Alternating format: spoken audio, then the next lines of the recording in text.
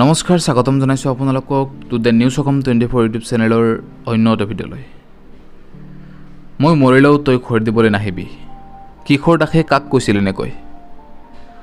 বহু চেষ্টাৰ পিছতো বচাব পৰা নগ'ল তেওঁক। অসমবাসীক কন্দুৱাই গুচি গ'ল কিশোৰ দাস। দীৰ্ঘদিন ধৰি জটিল ৰোগত অসুস্থ হৈ থকা অভিনেতা কিশোৰ দাসে অৱশেষত বিদায় মাগিলে এই জীৱনৰ পৰা। জানিব পৰা মতে ব্লাড কেঞ্চাৰত আক্ৰান্ত অভিনেতা কিশোৰ দাস শেহতীয়াকৈ কোভিডতো আক্ৰান্ত হৈছিল। অজান দেশলৈ গুচি গ'ল কিশোৰ দাস। অসমৰ উদীয়মান অভিনেতাগৰাকীৰ মৃত্যুৰ বাতৰি আজি শোকস্তব্ধ কৰি তুলিছে ৰাজ্যবাসীক। মিউজিক ভিডিঅ'ৰ জৰিয়তে সকলোৰে মাজত পৰিচিত হৈ পৰা সদায় হাঁহি থকা ল'ৰাটো আজি নাই। সেই কথা যেন বিশ্বাসেই কৰিব পৰা নাই কোনেও।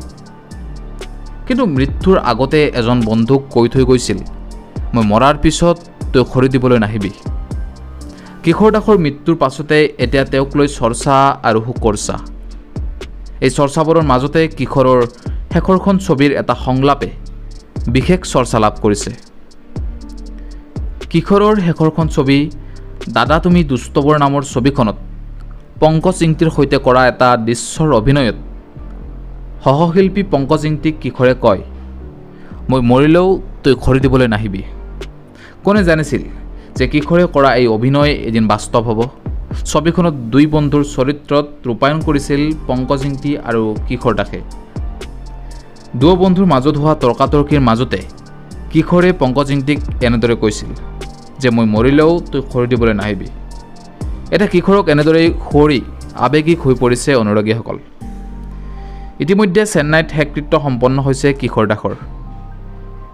বিধিৰ বিধান কোনেও সলনি কৰিব নোৱাৰে। কাৰ মৃত্যু কেতিয়া আছে সেয়া কোনেও নাজানে।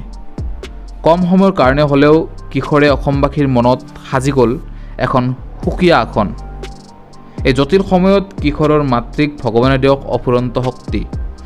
তাৰেই কামনাৰে আমাৰ তৰফৰ পৰা কিশোৰ দাসলৈ শ্ৰদ্ধাঞ্জলি। কিশোৰ দাস পৰলোকপ্ৰাপ্তি ঘটাত আমি গভীৰ শোক প্ৰকাশ কৰিছোঁ। তেখেতৰ বিদেশী আত্মাৰ সদ্গতি কামনা কৰি পৰিয়ালবৰ্গলৈ সমবেদনা জ্ঞাপন কৰিছোঁ।